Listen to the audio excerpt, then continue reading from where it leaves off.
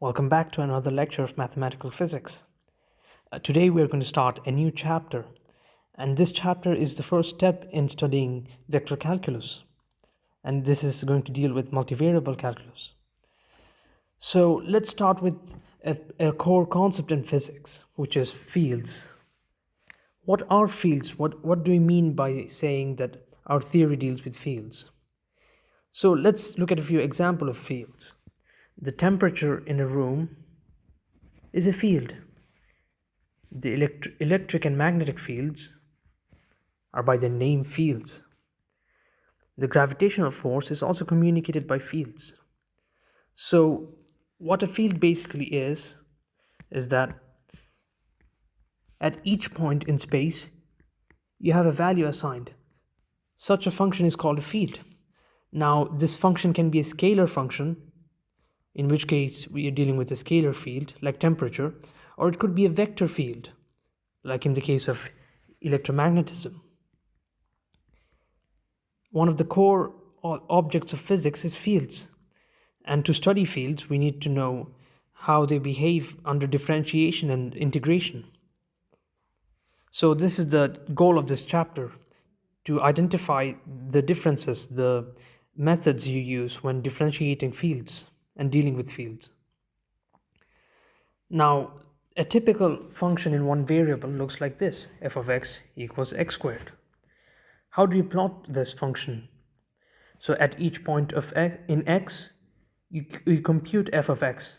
So at 0 it will be 0, at 1 it will be 1, at 2 it will be 4, and so on. And if you draw the whole thing, you get a parabola like this. Now, if you want to take the derivative at any point, what do? df by dx is 2x. And what does this mean, geometrically speaking? Geometrically, taking the derivative is essentially taking the slope at a given point. So at point 2, for example, the slope is 4. So it measures the rate of change of f with respect to x. So it tells me if I move a step delta x, how does f change? So this is what the derivative tells me for a single variable function. Also, if I take an integral, for example, from 1 to 2, for example, what does the integral tell me? Integral of f of x dx, geometrically it gives me the area between the function and the x-axis. Now, how do these concepts translate when you have a multivariable function? Suppose I have a function t of xy equals x squared plus y squared. Does the derivative even have a meaning here? Suppose I choose a point x naught, y naught. What does it mean to take a derivative at this point? If you notice, for a one variable function, you could only take derivative in one direction because you had only one independent variable. But for a multivariable function, you have more than one direction. In fact, you have infinitely many directions. I can take a derivative at this direction, and at each point I'll get a different number for the rate of change. Does rate of change even have a meaning for a multivariable function? So let's investigate this now. Okay, so what does an integral look like? What does an integral give you when you integrate a multivariable function? Intuitively, if I take an integral, what region do I choose? Do I choose an interval between x equals 1 and x equals 2 like we did here? Or do I choose from y equals 1 to y equals 2? In general, you'll see that the region of integration is an area for a two-variable function. So you'll be integrating over an area like this. And what would this integration give you, geometrically speaking?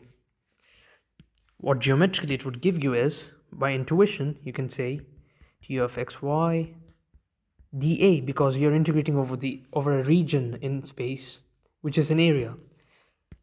If you look at the dimensions here, It must give you the volume, naturally speaking. So is this really true? And we'll be looking at this through the course of this lecture.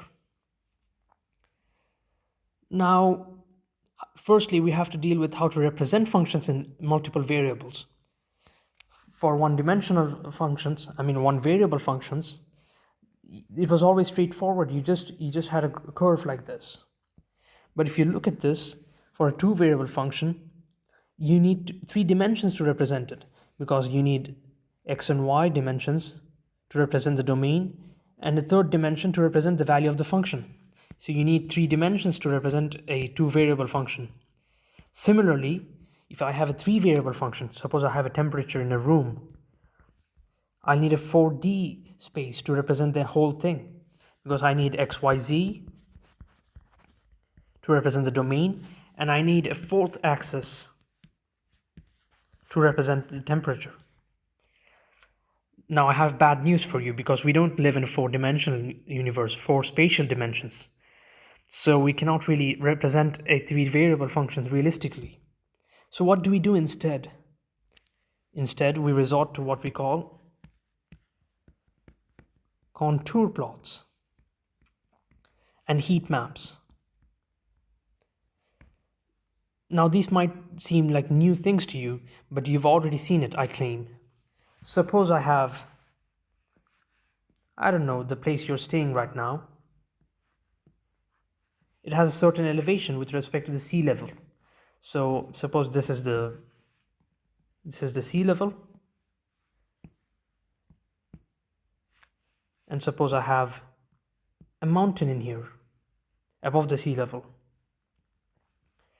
If I map the function, the height of the mountain, as a function of x and y, so this is x and this is y.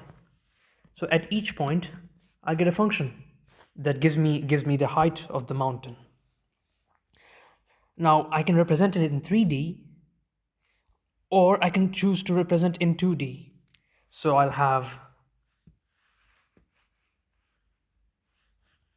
just x and y. How do I represent it in 2D? How do I represent a 3-dimensional function in 2D? The way we do this is by choosing regions, lines in which the height is constant. For example, you're climbing this mountain, you find that at certain regions the height is the same. Say here, at this point and at this point, the height is the same, say 100 meters. So I can represent this in 2D like this. And similarly, I can have height equals 0 for all these regions, for example. And this translates to something like this here. And I have some other heights like this. So these lines at which height is constant are called contours. So what this is representing to you is a 2-variable function, but instead of in 3D, you're looking at a 2D cross-section. So this is a cross-section here at which height is, 0.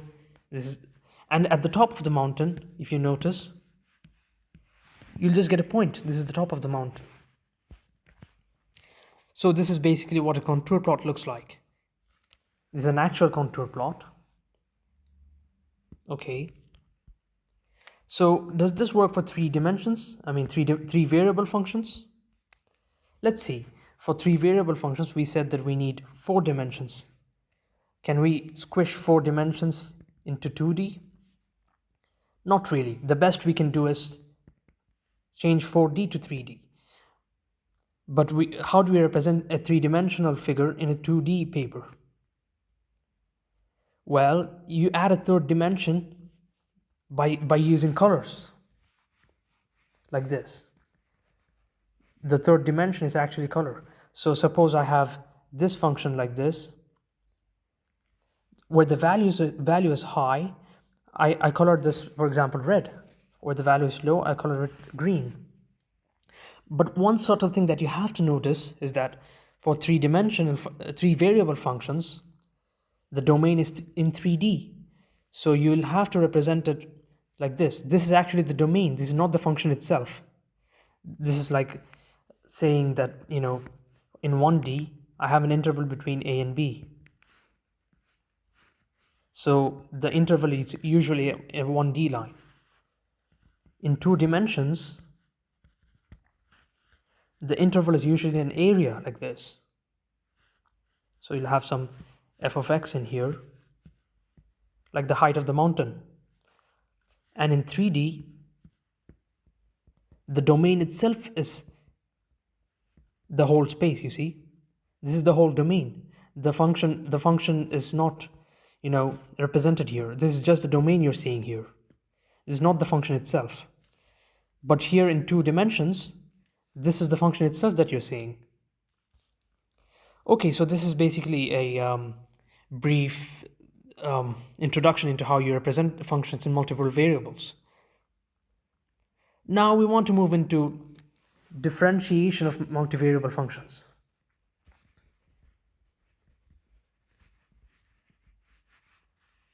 We said that the derivative of a single variable function gives you the slope, which can be interpreted as the rate of change.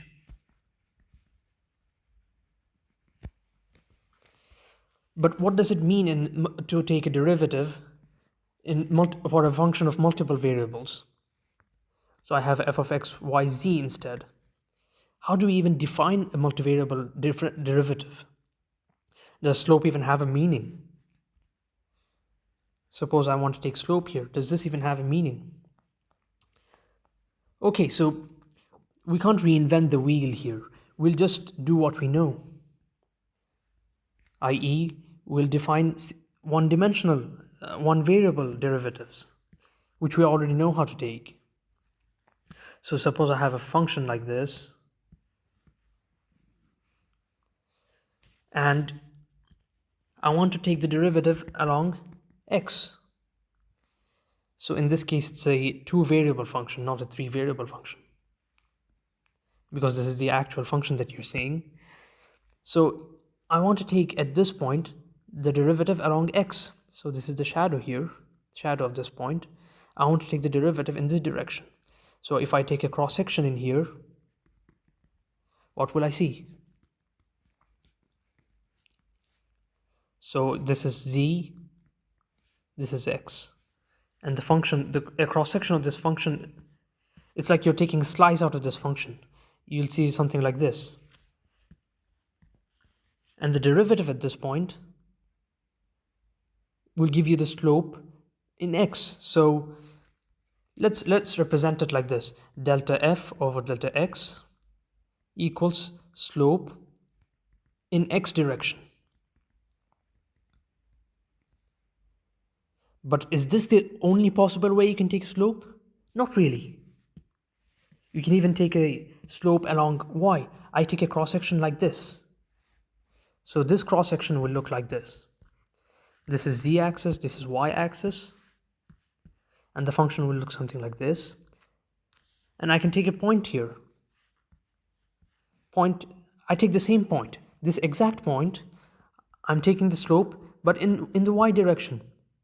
Let me call this delta f over delta y. This is slope in y direction. Now, are these the only 2 directions that we can take derivatives in? Not really. I can take infinitely many directions for derivatives. So the derivative doesn't even have proper meaning here. But we can actually represent any change, like the derivative in any direction. We can represent using three changes, the change of f in 3 directions at most. Oh, this is a 2-variable function, so we'll need only 2 variables, two directions in which you should take the derivative to learn like how f changes with space when you change x and y. This is where the idea of degrees of freedom comes in. In 2D space, suppose I have the coordinate xy. If I want to express any direction in space, this direction, this direction, this direction, I can give you the direction using unit vectors I and j. Knowing I and j, I can point in any direction in space. Similarly, if I want to know the derivative, this is again x and y, and so I can represent the function as a contour. Remember, the function looks something like this. Okay, so if I want to know the derivative at any direction, I should only know delta f over delta x and delta f over delta y, that i.e. the slope in x and y directions. A combination of these would give me the slope at any direction, just like a combination of I and j gave you the direction in any direction in space. Now there's a subtle thing that I have to tell you. This delta f and delta x, you're taking them, delta f and delta x, when y is constant. Like you're changing one variable, every other variable is constant. Similarly, when you're doing delta f over delta y, x is constant. Now, instead of writing all of this, we have a different notation that lets you express all of this in a shortcut. So instead of writing all of this, I just write partial f over partial x and partial f over partial y. So what this means is take the slope while keeping y constant in the direction of x. And what this means is take the slope along y while keeping x constant. These are the definitions of the partial derivatives of f of x and f of y. Okay, so now I told you that you can find the derivative at any direction in space by simply knowing these two quantities, by taking some combination of these. But what combination exactly do we need? So what we know is, if I take derivative in the x direction, I must get partial f over partial x. Why is that? Because we argued that when we take partial f over partial x, it changes only in the x direction. So it must give me this number. And similarly, if I take derivative with respect to y, I must get partial f over partial y, right? So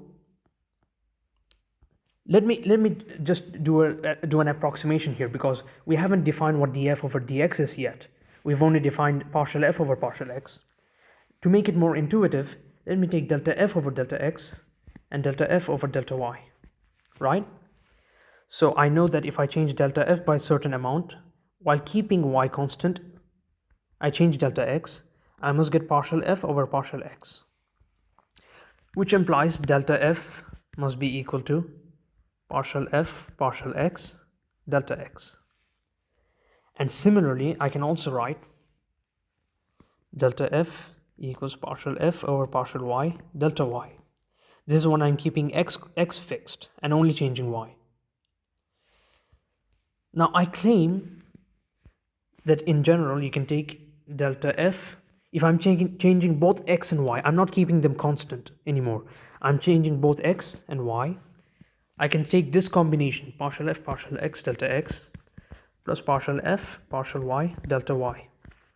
And as delta x delta y, these tends to 0, we can express these as dx and dy. And we can take the infinitesimal change in f as df. So at the end, I'll get df equals df over, partial f over partial x. I can just copy these.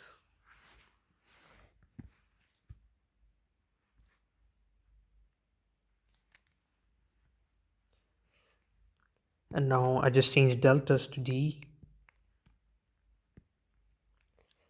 Now this equation is what we call the chain rule. Just like you had chain rule in for one variable functions. Suppose I had a function f of x. Now if I wanted to change f of x to say f of u, what do? And if I want to take an infinitesimal df in x, how do I move it to an infinitesimal in u? So we're doing a change in variables. So what we do is we take df equals f prime x, and you can take df over dx equals df over du over dx. From this you can see that df is in fact df over du. And similarly, this is also equal to df over dx. I mean, this might seem trivial, but when we move to multivariable functions, these are not at all obvious. You see, you have these terms, and you have a summation of these. Now, let us try to justify this chain rule. Suppose I have, in the chain rule, I have x fixed. If x is fixed, dx is 0, because x is never changing.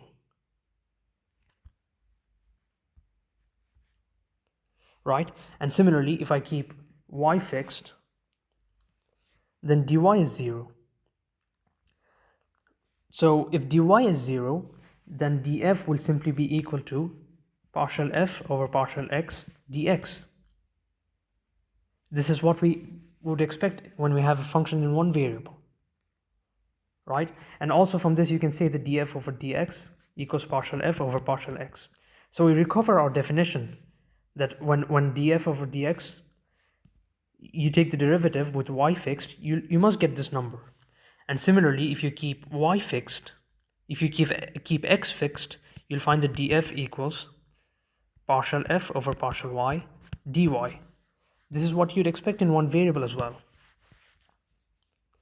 So this combination of df is in fact justified.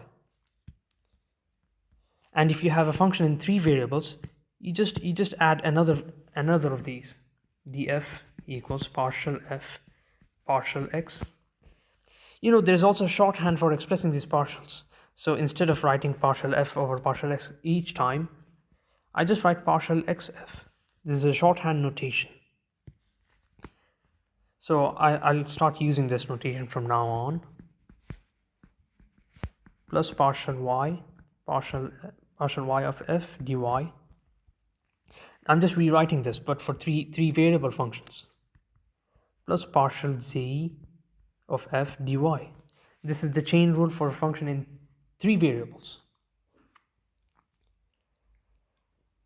Now, if I want to take a time derivative, for instance,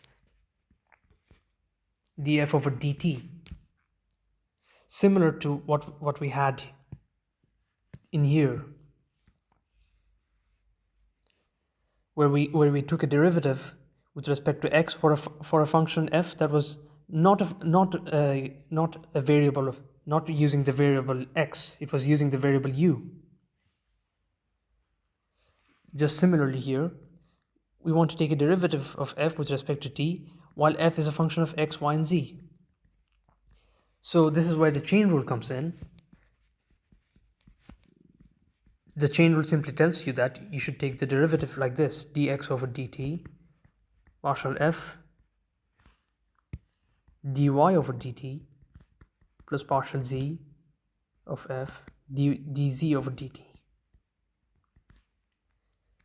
I should have written this as z in here.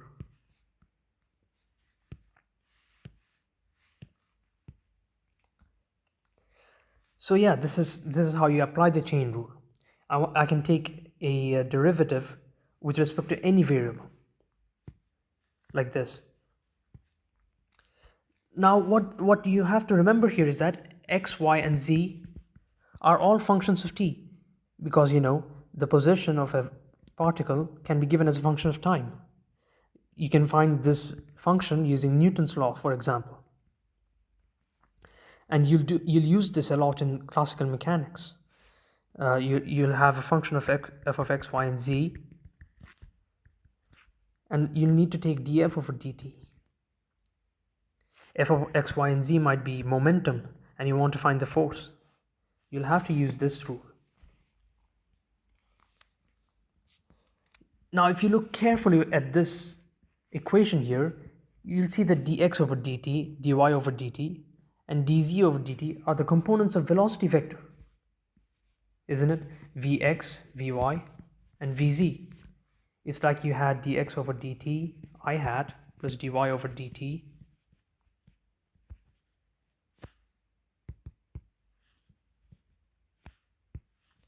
j hat and dz over dt k hat.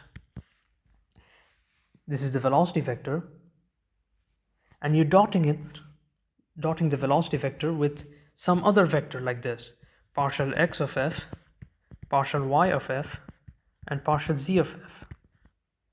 If you dot these two, you'll just multiply the components, won't you? So you'll have partial x of f vx, which is this component in here, added with partial y of f vy, which is here.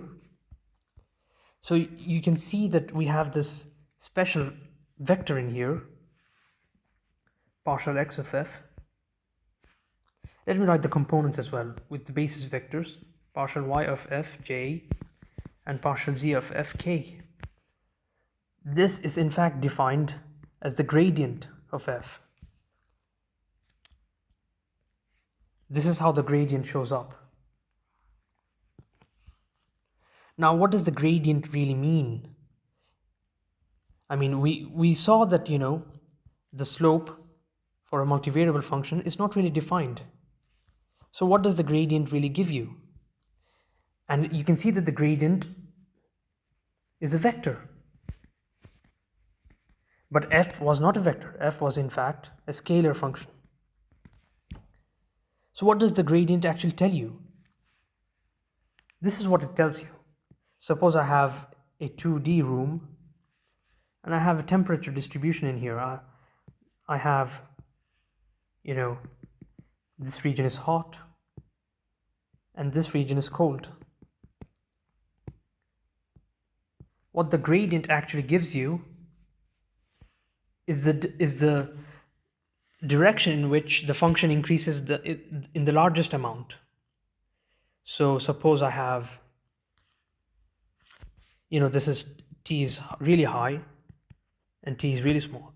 In this case, it gives you the negative of the temperature difference, the direction in which the temperature difference is the highest. So the gradient is the direction in which the slope of f is maximum. In this case, since you're going from a high value to a low value, the slope is minimum in here, but that's because we're taking the negative. You'll see that the heat always flows from a hot region to a cold region.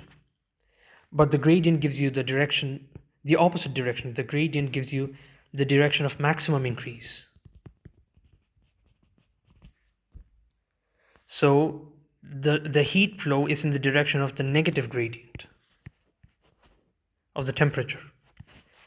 This is what we call diffusion, the heat diffusion equation that you will probably study in mathematical physics 2 if you take it. Okay, so now we can actually think of this gradient as an operator. So instead of taking gradient of f as a single object, we take the gradient as a separate object and it acts on f. So this gradient is kind of like an operator. It takes in f and gives you some vector, the gradient vector, like I can call it h maybe for heat flow. So the gradient is an operator that takes in a vector, that takes in a scalar function and gives you a vector. Now we are taking this operator and we can treat it as a vector.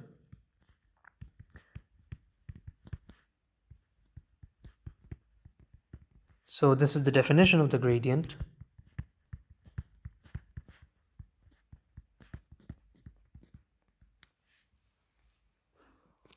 But this is not an ordinary vector. You cannot really add a gradient to something. The gradient always acts on something. It only has meaning when it's acting on something. But when we take it on its own, it does satisfy the properties of a vector. I mean, an operator, it's a linear operator as well. That's an important point, because in physics many theories are linear theories. That's mostly because the gradient operator is linear. For example, quantum mechanics, if you add two states, say we call states psi in quantum mechanics, psi1 and psi2, which are like vectors. If I have a superposition of these two states, I'll get another state. Now, in quantum mechanics, we have the Schrodinger's equation, which is related to the gradient operator. This is called the Laplacian. We haven't defined it yet, but all you need to know is that if I have psi1 and a solution of this Laplacian operator, and psi2 another solution, if I have a combination psi equals psi1 plus psi2, that will also satisfy this equation. So that's an important property of the gradient operator, is the linearity. If I have a function af plus bg, this will equal to a gradient of f plus b gradient of g. Now, one thing that I have to tell you right now is that the gradient is in fact not the same in different coordinates. The gradient in the Cartesian coordinate is not the same as in spherical or in the cylindrical coordinate. Why is that? Because depending on where you are in the coordinate, suppose I have the cylindrical coordinate, for example. If I move one step here at this point, and if I move one step here at this point, is the distance the same? No, it's not. So I cannot just say the gradient in cylindrical coordinates is partial r, like this, partial theta, partial phi. Anyway, this is a discussion that we must have in the next lecture. For now, you should just know that the gradient does not look the same in different coordinate systems. Now, let me tell you a story. Let me take a brief time out and tell you a story. There was once two friends walking together in a forest.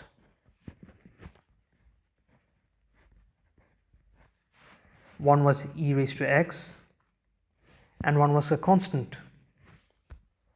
Suddenly, they came across a bear in the forest. And the constant was immediately scared of the bear. Why? Because the bear is a derivative. As you all know, the derivative of a constant is always 0. Now, e raised to x was not really afraid, because derivative of e raised to x is always e raised to x, no matter what. No matter how many times the derivative hits e raised to x, you'll always get e raised to x back. So what happened was that the constant ran away, but e raised to x stayed back. But e raised to x, when the derivative attacked it, it was 0. The exponential died out. What I didn't tell you here is that this was derivative with respect to y, partial y. So partial y of e raised to x was in fact 0. So this is something that you have to keep in mind, that when you have a derivative with respect to y,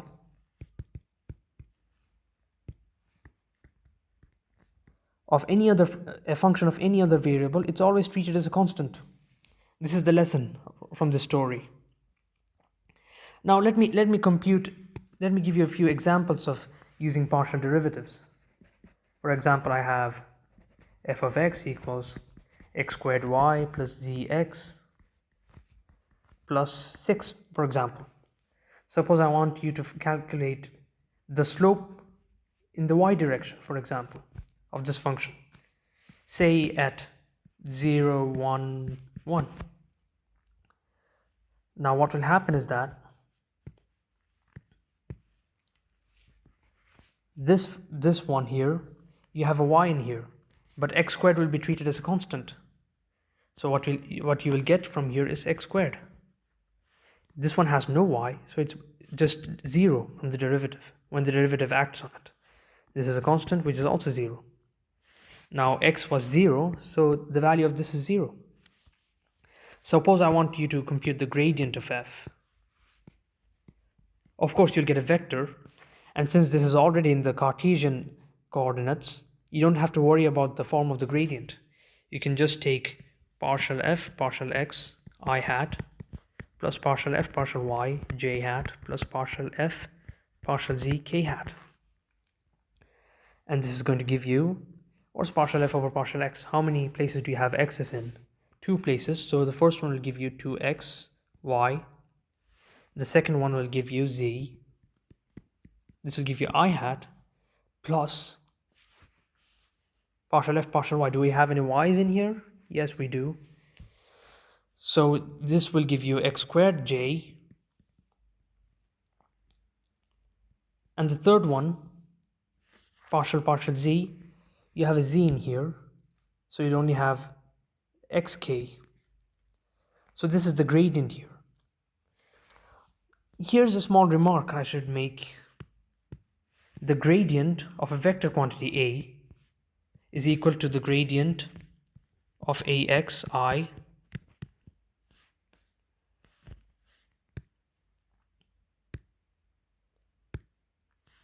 plus gradient of AYJ plus the gradient of AZK. Because you'll have to take the derivative with respect to each. Oh, I'm sorry, we don't really have the basis vectors in here. They shouldn't be here. So what I mean is that you have to take the gradient of each component on its own. So you cannot just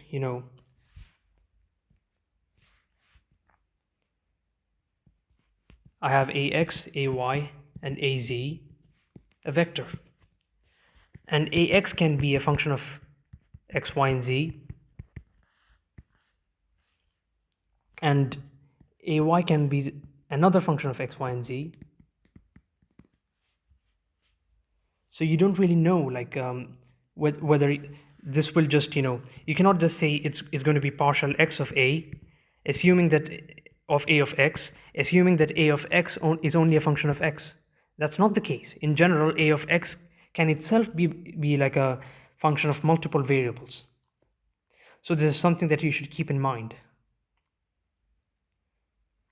Oh, I'm actually mistaken in here. These bases should be there actually.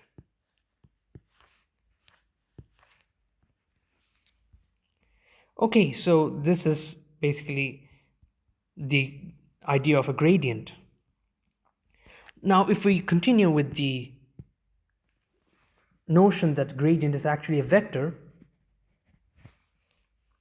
so we should be able to do operations on this vector, on this special vector, which is also an operator. So I can add a gradient to another gradient. Of course, you should always keep in mind that the gradient is always acting on a function. So this will just give me 2 gradient of f, i.e. gradient of f plus gradient of f. Can I do a dot product between 2 gradients? Of course, it's acting on a function f. Yes, I can. This is the famous Laplacian. The Laplacian has components. So the Laplacian is basically a dot product between these two operators. And just copy this.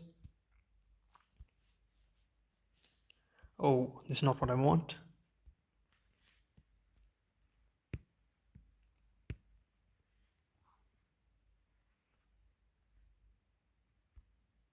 All right. So the Laplacian is the gradient dotted with itself. So what do we get?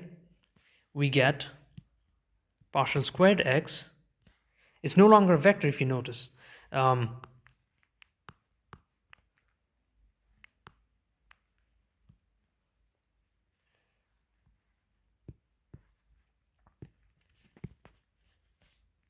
Laplacian is no longer a vector. If partial x is acting on partial x, what do you get? Partial x of partial x. This is actually, in fact, partial squared by partial x squared. The double derivative. Just like you had in one variable functions. So I can express partial squared f by partial x squared as like this. Just like I wrote partial x as partial x like this. I can just add a square on top in the shorthand notation. And similarly, I should add partial y dotted with partial y, which is partial squared y, and partial z dotted with partial z, which is partial squared z. This is the Laplacian operator of f. And again, I have to mention this, that the Laplacian is coordinate dependent. It will be different in different coordinate systems.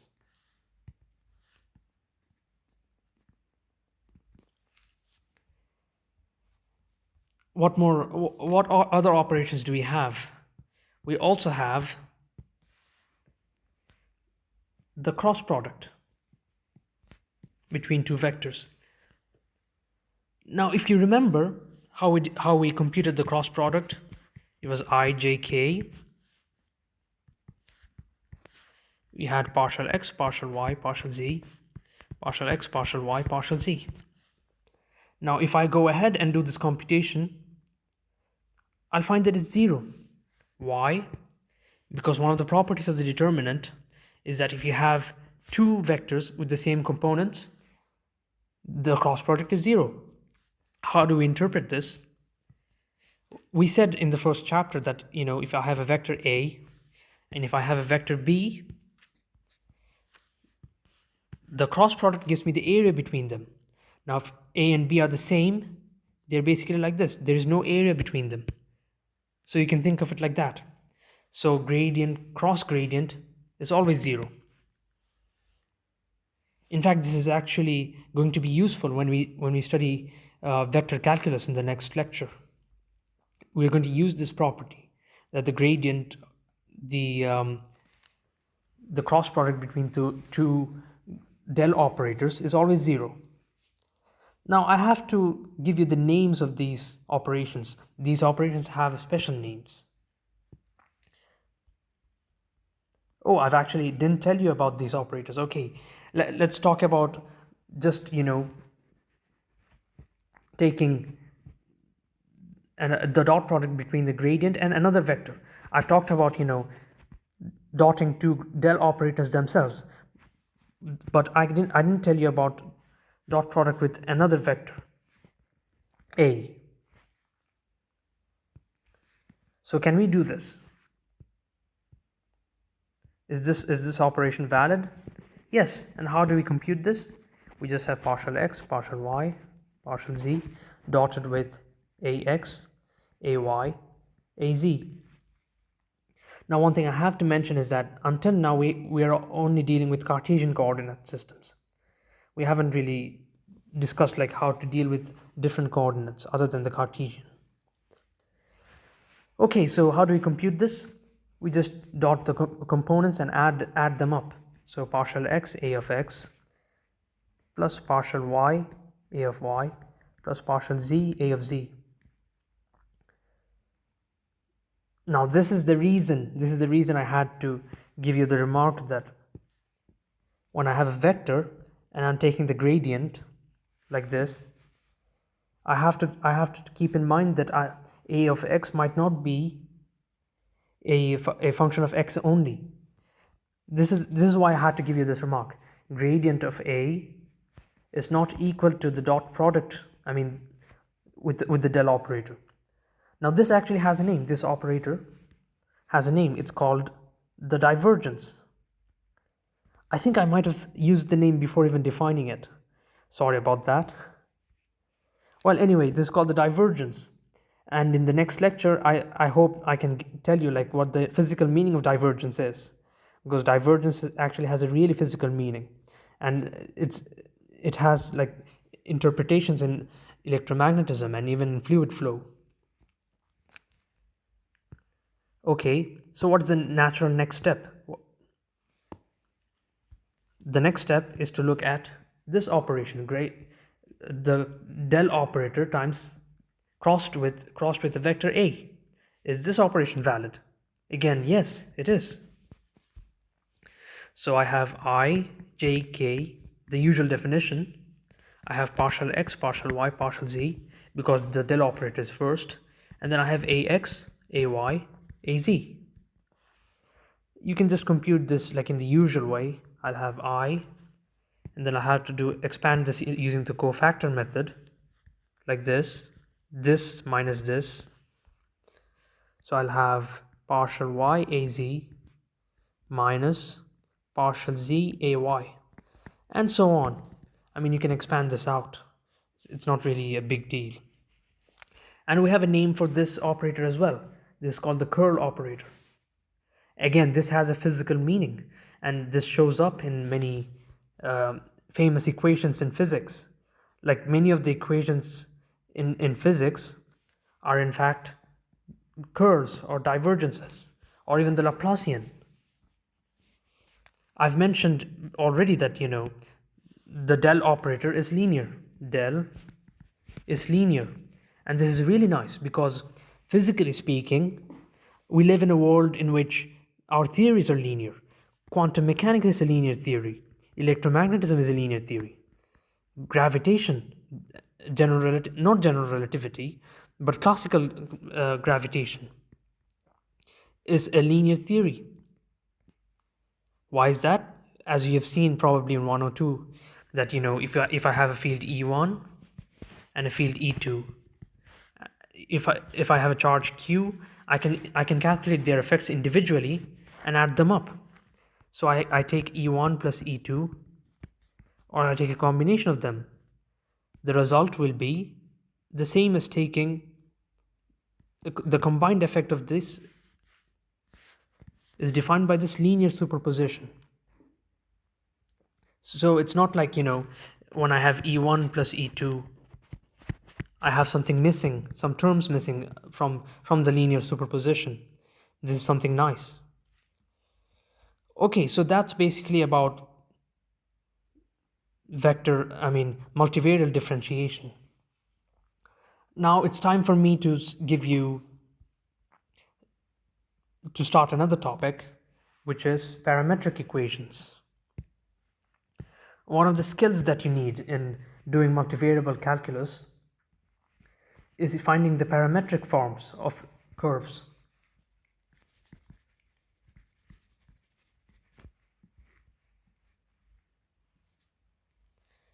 So I've mentioned in earlier lectures, as well as today, that if I have,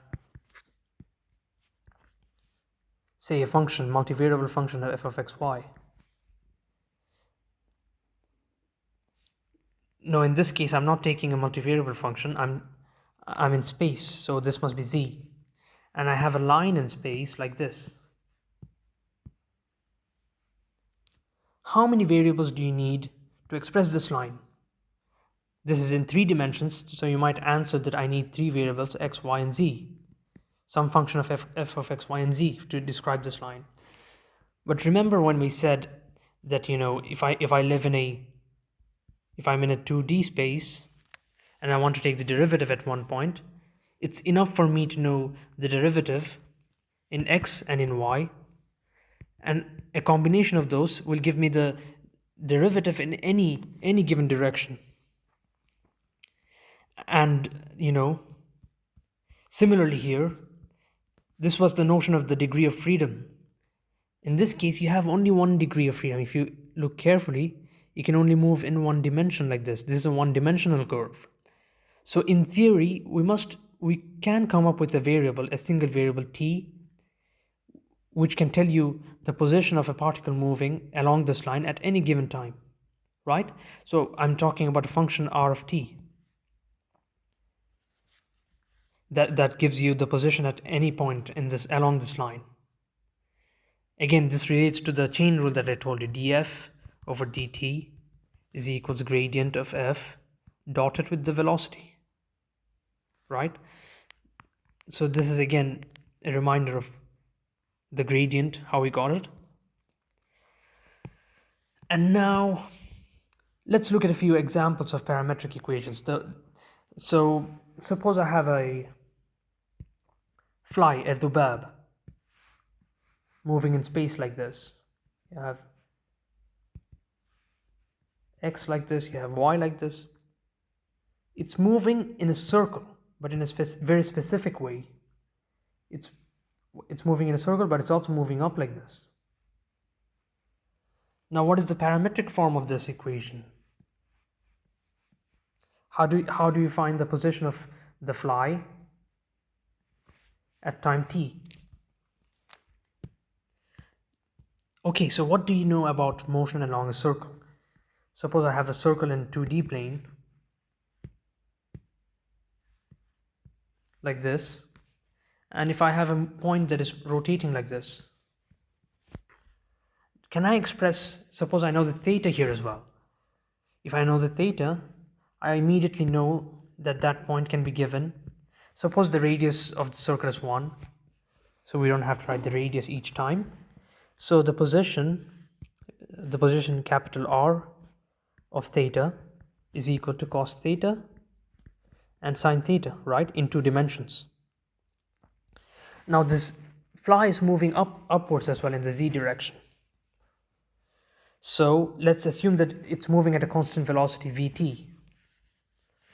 So in 3 dimensions, if I'm given theta as a function of time, I can simply write cos theta, sine theta, and vt.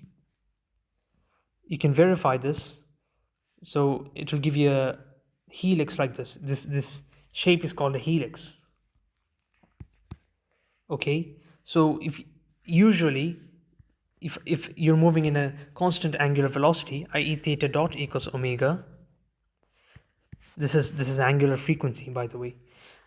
You can, i.e. d theta by dt equals omega. You can solve this equation. Theta will be equal to omega t. So you can replace theta in this equation by omega t everywhere. So you have a function purely in terms of t. Now, why am I telling you about parametric equations?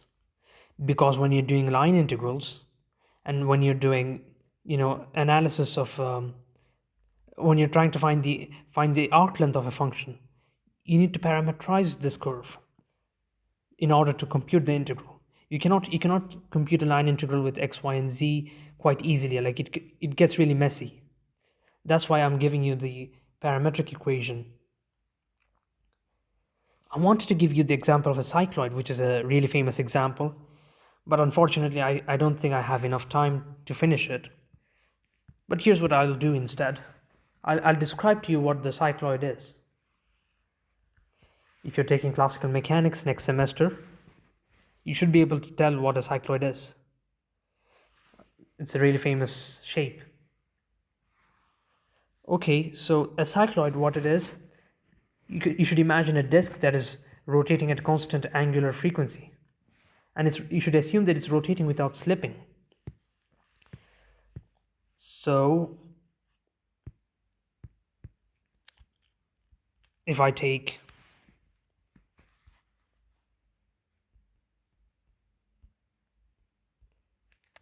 the color is missing.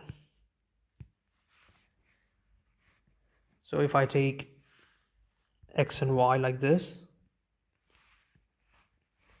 and I have a disk like this, and it's moving like this without slipping. So at some other time you can imagine that it's like this. Now the cycloid is the trajectory of a point. I'm just tracking this point as the disk is rotating. So you can imagine it moves like this. When it's moving like this, you can imagine that this point slowly moves up right here. This is the equation of a cycloid. Now suppose I want this point is P, and I want to find the equation of P as a function of time. How do I do it? Again, we have to decompose the motion into components, different components. I know the point when a circle is spinning. I can describe a given point given theta. So we start with that. And also, if I know the velocity, I know this component, the x component is known, like this. And you can also imagine that there is a vector like this. This vector is always constant.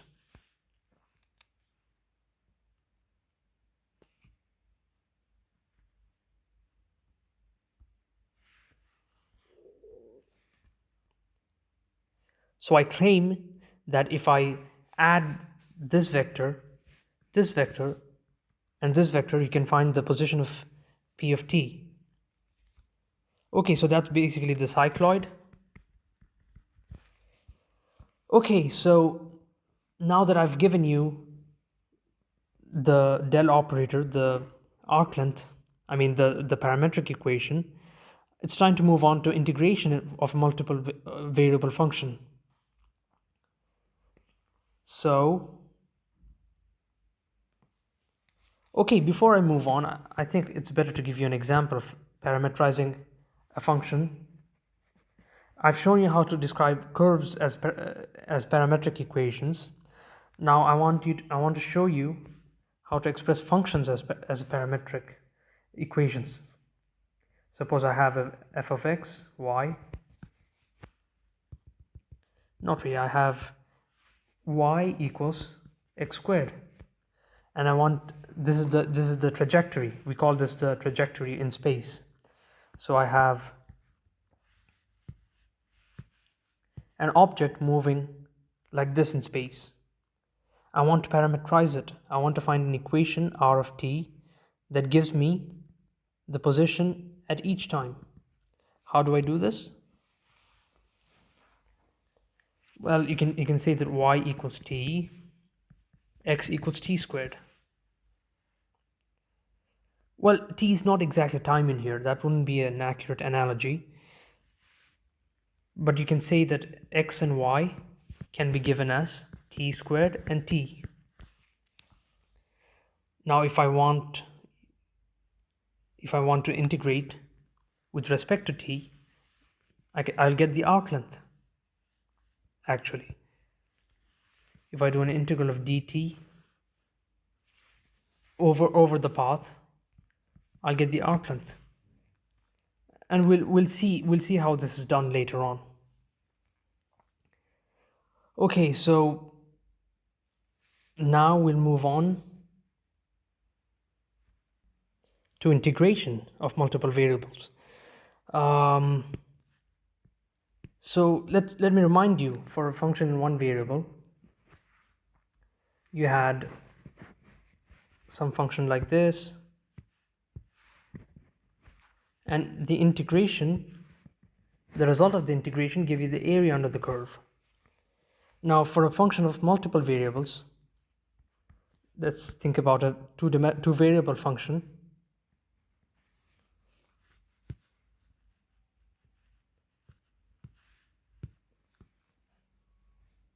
What do you integrate over exactly? As I said before, in general, the region of integration is a region in space like this. So when you're integrating, you'll get the volume. You can also do, okay, so this is actually, I should write multiple integrals.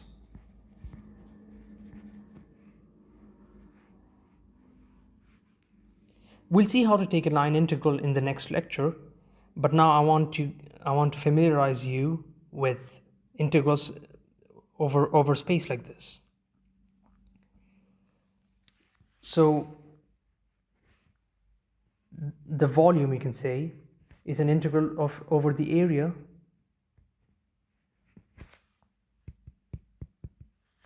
integral of the function over an area. This is like the height as a function of x and y, and this is the area. This is basically a double integral. Now, what is the area element? In Cartesian coordinates, x and y, the area element is the infinitesimal area dx dy. This is what you're integrating over. At each point in this space, you have dx and dy, and the height is actually the function, the value of the function at that point, f of xy. So f of xy dx dy is actually the infinitesimal volume, this volume element. And if you're adding all of these volumes in this region like this, you'll get this total volume, right? Again, this area element is different if you're dealing with polar coordinates, for example, in the 2D polar coordinate.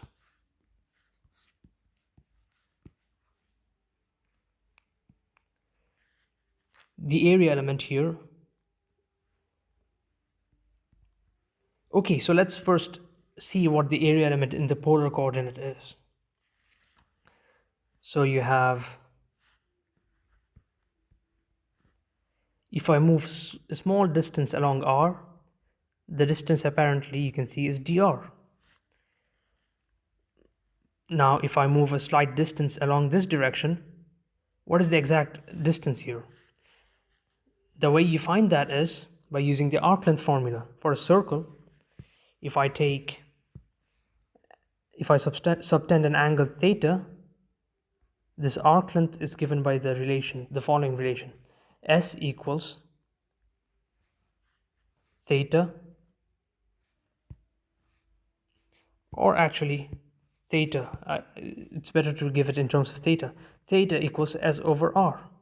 So if I take the entire circle, what's my arc length? It's the circumference, 2 pi r over r, and this is going to give you 2 pi.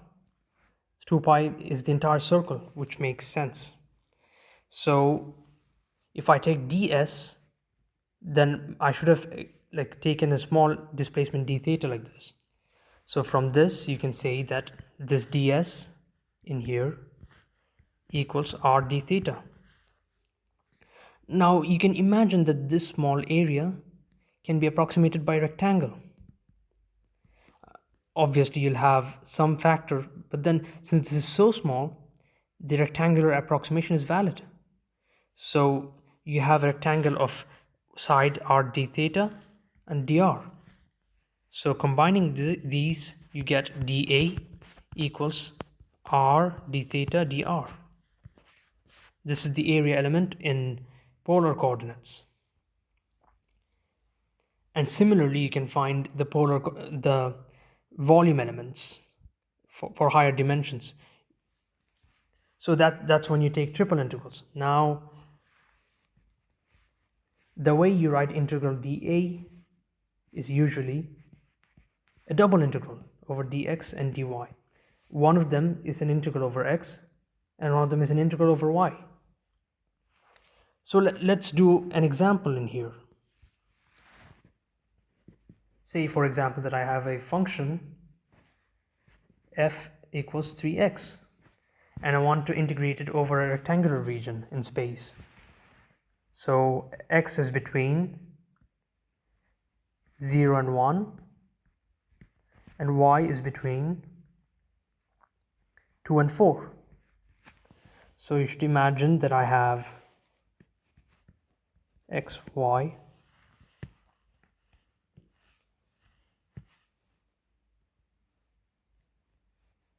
This is 0 and this is 1, this is 2, this is 4.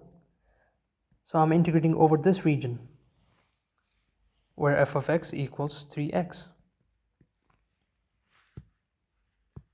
So how would I do this? I'll take the integral of f dA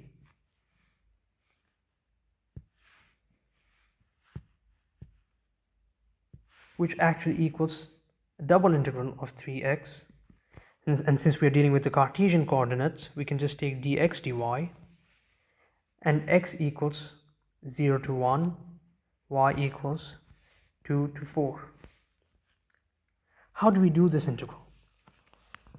Usually we collect all the x terms together, 3x dx, and x goes from 0 to 1, and we also collect the y terms together, and since we only have 1 in here, y, only 1 comes along for the y integral.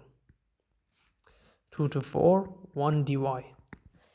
And these integrals, you just do them like the regular integrals for one variable. So 3x integral of x is x squared over 2. So I'll have 3x squared over 2 from 0 to 1. And multiplied with integral of 1. What is integral of 1? Y. 2 to 4. So you'll have 3 over 2 times 2, which is 3.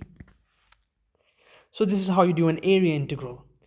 And applications of area integral include, finding the mass. Suppose I'm giving you the density as a function of x and y.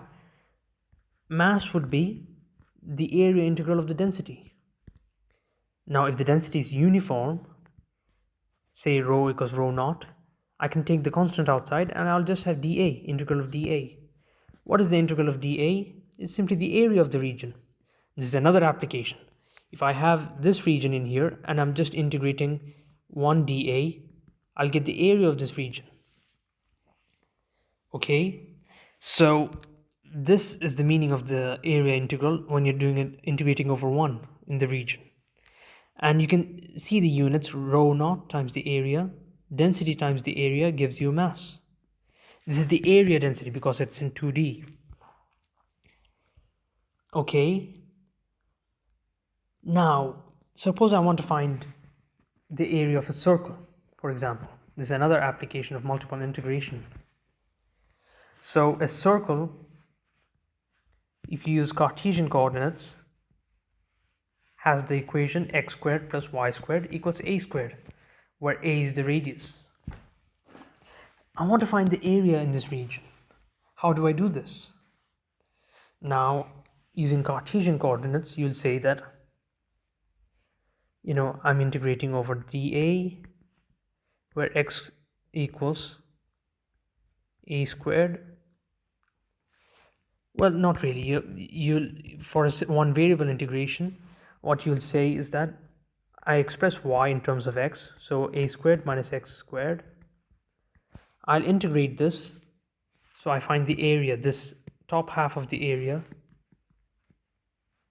will be given by this integral a dx, y dx, from minus a to plus a. Is there a better way of doing this? Because this integration, if you remember, needed substitution and whatnot. And yes, you can do this using a double integral. You just do integral over dA over the circle. Now, you can actually do this like with respect to the Cartesian coordinates. In that case, you'll have like x is between minus a and a. Actually, no, you have to slice your equation, your figure up. For a given x, I have to see what the range of y is, right?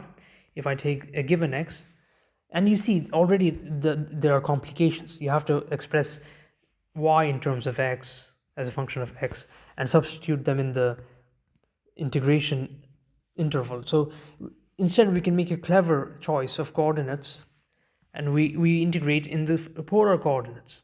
So integral dr d theta of the function 1. This is the area of the circle.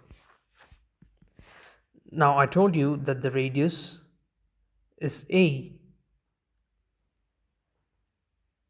So in this case, you'll have r equals a. You can substitute that later on. Now,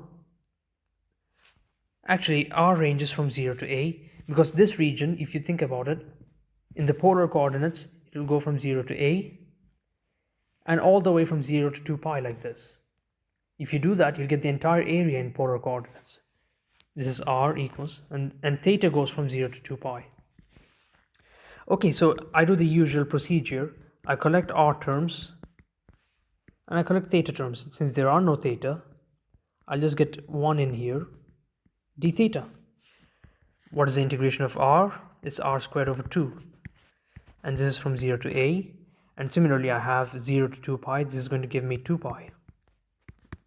Since integration of 1 is just a constant. And if you substitute the limits of integration, I get 2 pi. And this is going to give me 2 pi a squared over 2.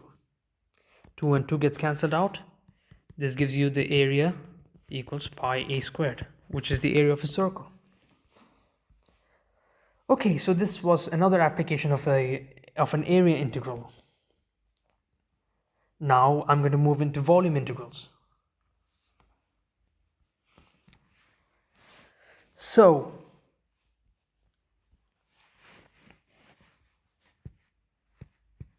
I have volume integrals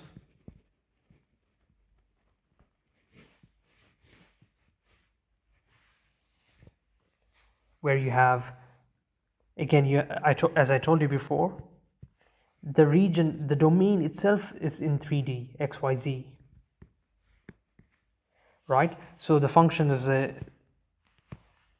represent a function, you need a fourth dimension like this for f of x, y, z.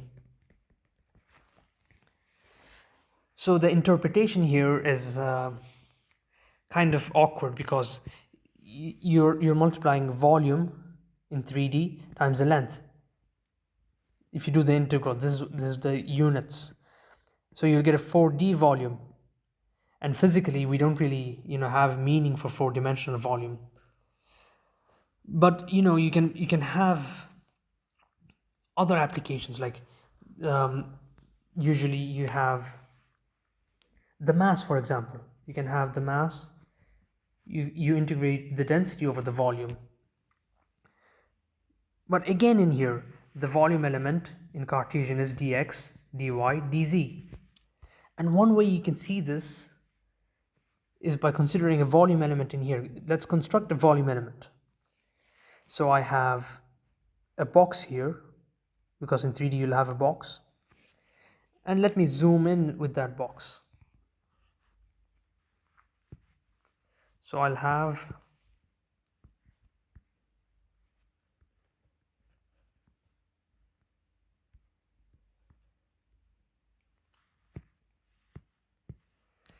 suppose I know some vectors along this box. This box is, the dimensions of this box is dx, dy, and dz. So in the x direction I have dx I hat. In the y direction I have dy j hat. And in the k direction, in the z direction, I have dz k hat. Now you remember, if I have three vectors a, b, c, and I take the box product between them, the scalar triple product, a dot b cross c, I'll get the volume of the box found by a, b, and c. So you can see where I'm going. Like if I do dx as a vector dotted with dy crossed with dz, I must get dx, dy, dz, right? So this is the volume element. This is what the volume element really means. Okay, so now the volume element is different when you choose spherical polar coordinates and the cylindrical polar coordinates. So dv will be,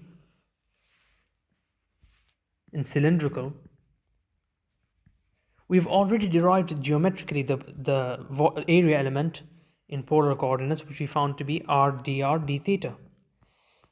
For cylindrical coordinates, your box kind of looks like this. I have something like this. Let me just draw the coordinate quickly.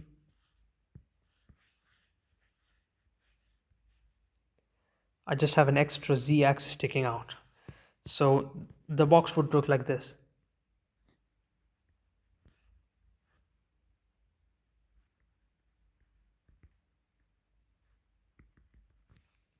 We've already found this area, which was r dr d theta.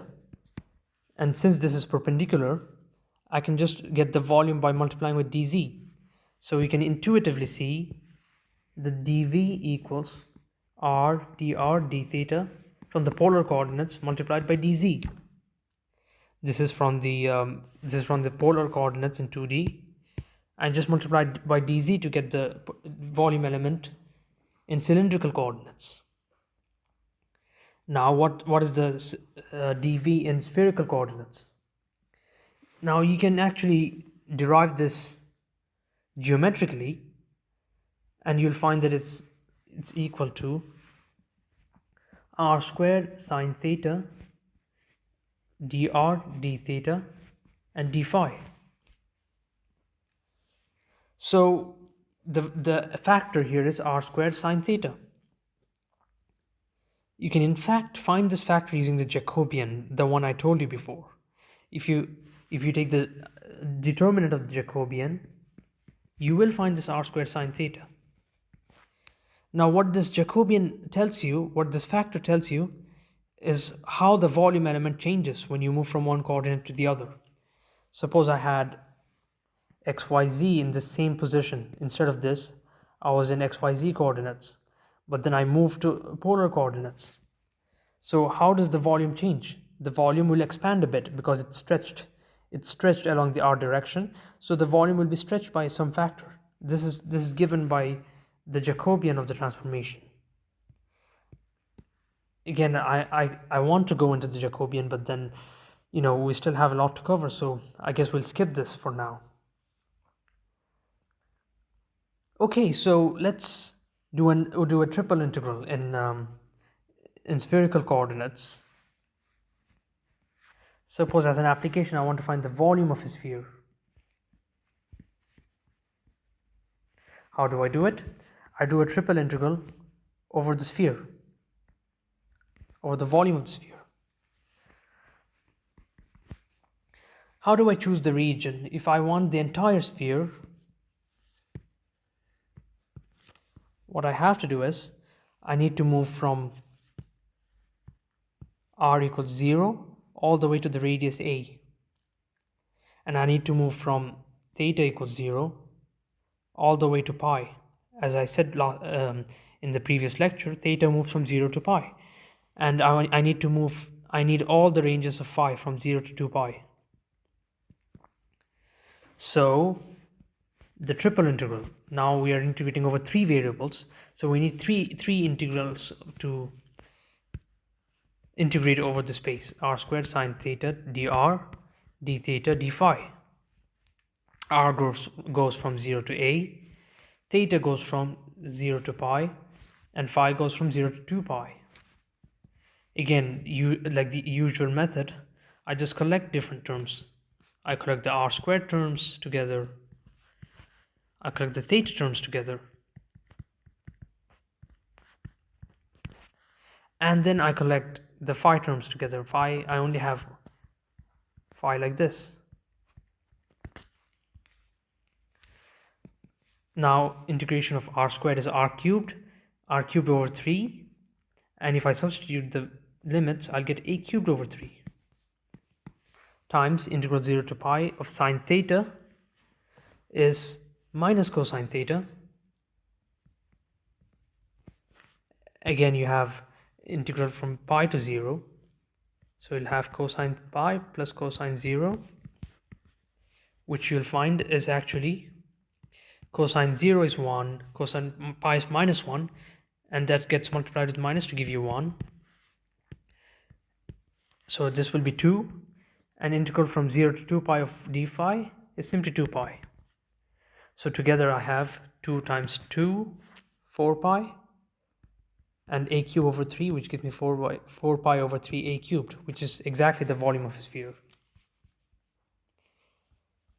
And so we've seen the area integral, we've seen the volume integral, and we've seen the important volume elements in the spherical coordinates and the cylindrical coordinates. Now, I feel like I can't finish this lecture without actually giving you how we get the volume element in the spherical coordinates. So let's just do it quickly. So if I have a sphere like this,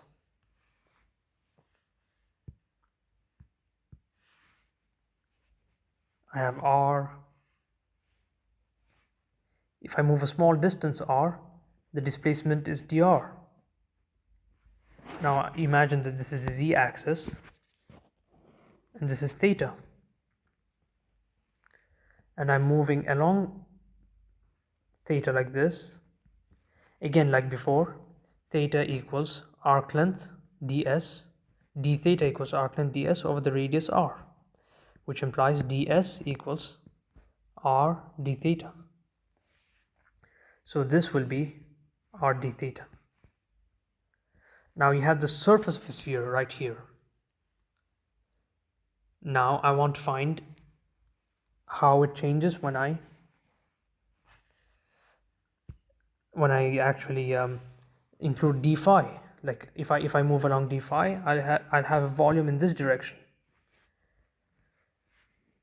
So dr was along this direction.